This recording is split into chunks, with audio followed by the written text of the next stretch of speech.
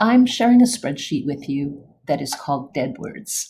And in it, I've used conditional formatting. Let me just show you here. Conditional formatting so that if any of these words are used, the box will turn turquoise. Let me close this off. Now I've asked students to paste in a piece of text. I'm going to just put in one sentence for you.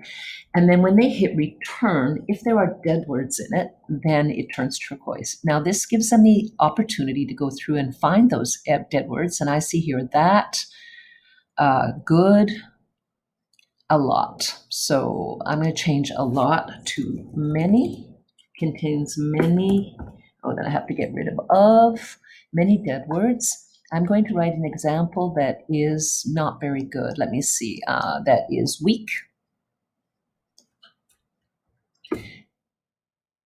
That is weak. Now let me see if that works. I press enter again. Oh, it's still turquoise. What else am I missing?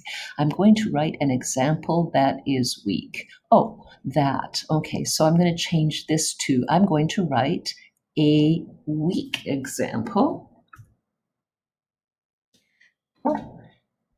because it contains, let me see, get rid of this here.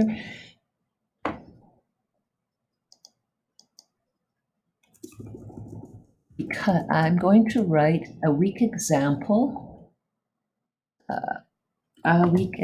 because it contains many dead words.